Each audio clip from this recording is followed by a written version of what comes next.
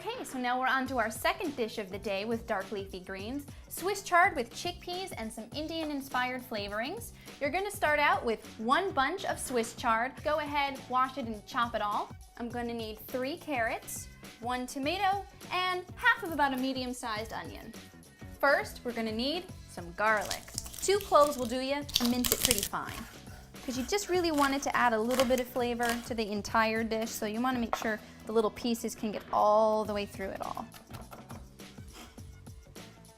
I'm going to want to preheat my pan, about medium heat I would say. While that heats, let's get to our onion. And you're going to want about half of a medium-sized onion. Nice thin slices. Alright, so now let's go back to our pan and put some olive oil in it. And like a couple of tablespoons, just a couple of rings around. You want to coat the bottom nicely. And now it's time to add our garlic and onions. Now at this point, I like to add just a little bit of salt to help break down the onion. And next up, we've got to take care of our carrots. Now I always serve this dish as a main dish. Nice piece of crusty multigrain bread. You don't need anything else. It's very filling. And it's good for you too. You're going to want to cut the carrots into pretty small pieces. You're going to want them to cook evenly and pretty quickly. Right after we add our carrots, we're going to want to add those Indian-inspired flavors. And I've got them pre-measured out here. Half a teaspoon of ground coriander and half a teaspoon of ground cumin, 1/4 of a teaspoon of ground cardamom, clove, cinnamon, turmeric, cayenne, and paprika. I'm going to turn the heat down just a little bit. I don't want the garlic to brown too much. And that's looking really nice. Let's throw in our carrots. Now the reason I like to put the spices in at this point is because it will really coat the dish itself. So just dump it in and mix it around.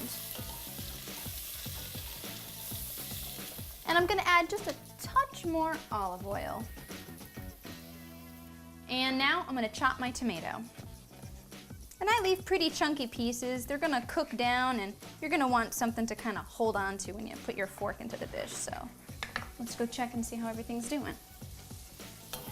Now if you don't like Indian flavored spices, you could go with more Mediterranean style, even Southwestern with a little chili powder and just replace the spices that you really don't like. Our carrots are looking pretty tender, so now we want to add our Swiss chard. Just grab in bunches and put it in there. And like we did with the kale, turn it around in the pan, get it coated with all those wonderful spices and olive oil. And add a pinch more salt.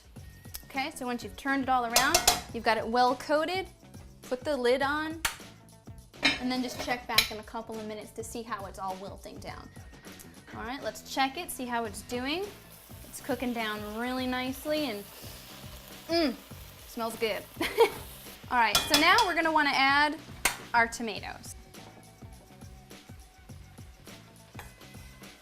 And we'll mix that around.